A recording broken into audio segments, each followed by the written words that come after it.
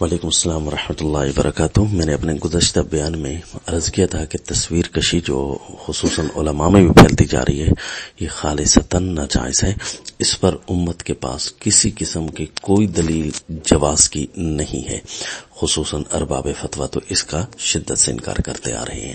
اور آپ نے اس پر سوال کیا کہ یہ علماء کے بیانات کی ویڈیوز بنانا کیا یہ جائز ہے؟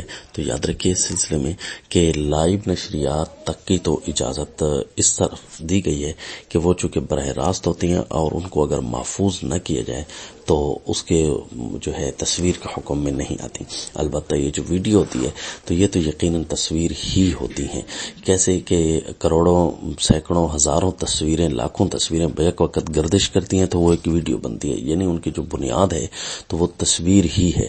کروڑوں تصویروں کو جمع کر لیا جائے اور ان کو گردش میں لایا جائے تو وہ پھر ویڈیو بن جاتی ہے۔ لہٰذا ویڈیو کی حرمت کا باقاعدہ اسی طرح حکم ہے، ناجائز ہے، حتیٰ کہ جو علماء کی عام بیانات کی جو ویڈیوز ہیں یہ بھی سرے سے ناجائز ہیں، کیونکہ اس کے جواز کی کوئی بھی دلیل نہیں ہے۔ اگرچہ ہمارے بعض بیانات کے اندر لوگوں نے ویڈیوز بنائی تھی اور ہماری پہلے اس طرف توجہ نہیں تھی، ہم سمجھ رہے تھے کہ شاید اس کے اندر فرق ہے، تصویر ناجائز ہو اور شاید ویڈیو کو درجہ ضرورت کے تحت اسے قرار دے دیا گیا ہو۔ تاہم اب مسئلہ بالکل واضح ہے، اگر ہمارا پچھلا کوئی بھی کسی کے پاس بیان ہو تو ہم باقاعدہ رجوع اللہ کرتے ہیں، توبہ اللہ کرتے ہیں اور ہم صاف اعلان کرتے ہیں کہ ویڈیوز یہ اس کی ہمارے پاس شرعاً جواز کی کوئی بھی دلیل نہیں ہے، اور نہ ہی امت علماء عرب و عجم کے پاس اس کے جواز کا کوئی فتویٰ ہے۔ سب نے اس کی شدت سے ناجائز ہونے کا حکم فرمایا ہے۔ صرف اور صرف یہ جو لائیو نشریات ہوتی ہیں اس بارے میں صرف اتنا قول کیا گیا ہے کہ یہ جو ہے محفوظ نہ ہو، براہ راست نہ ہو تو اسے عکس کے حکم میں رکھنا اور تصویر سے ہٹانا یہ کسی قدر سمجھ آتا ہے، لیکن یہ ویڈیو کو محفوظ کر لینا یہ پھر اسی طرح ناجائز اور حرام ہوگا۔ تو لہذا یہ ایک ہوتی ہے منفعت، ایک ہوتی ہے حاجت اور ایک ہوتی ہے ضرورت۔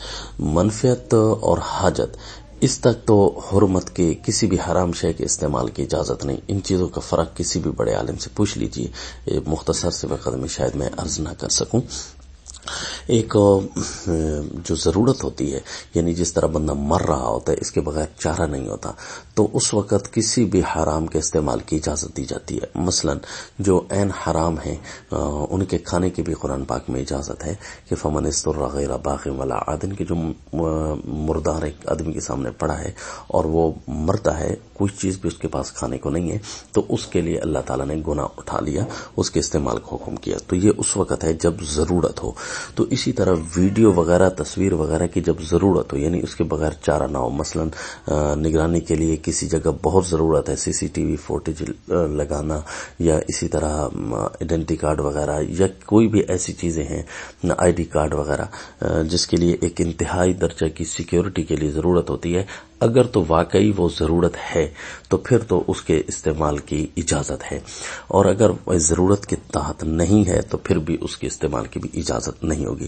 اسی طرح اب تقاریر کے بارے میں کوئی فیصلہ نہیں کیا جا سکتا کہ کوئی تقریر ایسی بھی ہوتی ہے جو قاعدہ ضرورت کے تحت داخل ہو جاتی ہے کہ جس میں کفر کے ساتھ اس کے علاوہ جو ہے مقابلہ کرنے کی اجازت نہیں ہوتی۔ بہرحال اگر کسی بھی خاص ضرورت کے تحت ویڈیو بنانی پڑے تو اس ضرورت کو کسی براہ راست مفتی سے یا دارالافتاء سے آپ پہلے نوٹ کروائیے کہ ایسی ضرورت میں کیا ویڈیو بنانا جائز ہے۔